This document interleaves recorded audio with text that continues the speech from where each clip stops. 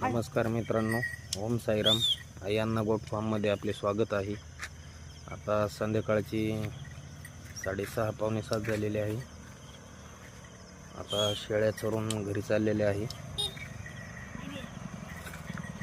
मनसोक्त चारल्या. आज पाऊस नसल्या कारणाने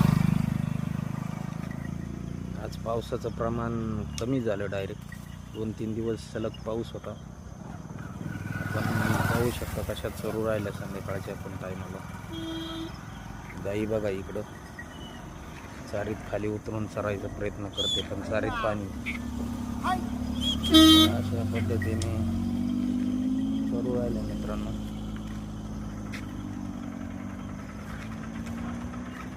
गवळा जोड पण पुढे जाऊ राहिला. त्यांच्या दोघींची हो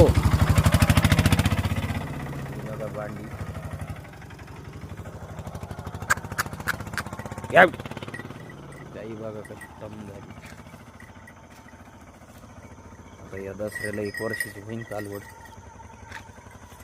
बघा शेळ्या पण हळूहळू घराकडे निघतील. बकरं पण खूप ओरडत आहे. आज झालेले तर जास्तच ओरडत आहे. आता गेल्याच्या नंतर त्यांना आता अजून थोडं फिरून परत पोडण्यात येईल. बघू शकता ही भांडी पण जवळ आलेली आता 1-2 दिवसावर आलेली आहे. त्याच्यानंतर ती समोरची एक काळी, ही लाल एक सगळ्या आगामागं आहेच. ही एक काळी, अजून 4-5 शेळ्या आहे मित्रांनो जवळ आलेल्या. एक 8-4 दिवसावरती आलेल्या आहेत त्या.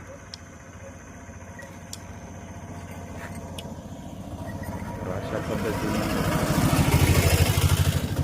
संध्याकाळच्या मोसममध्ये सरतायत. हळूहळू घराकडे निघायचंच आहे. बघू शकतात कशा लटकलेल्या आहेत. काही उभ्या आहे. गवळा जोड पुढे, ज्यांचे पिल्लं आहे ते शेळ्या पुढे राहतात. घराकडे जाण्याची ओढ.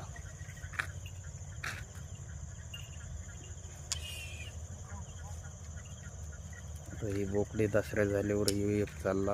ही एक 4-5 बोकडे आहे विकण्यासाठी दसरा झाल्याच्या नंतर. त्याच्यानंतर जे झालेले बोकडे ते 4 महिन्याच्या वरती मी सांभाळत नाही. 4 महिने झाले, 4-4.5 महिने माझ्याकडे तारीख लिहिलेली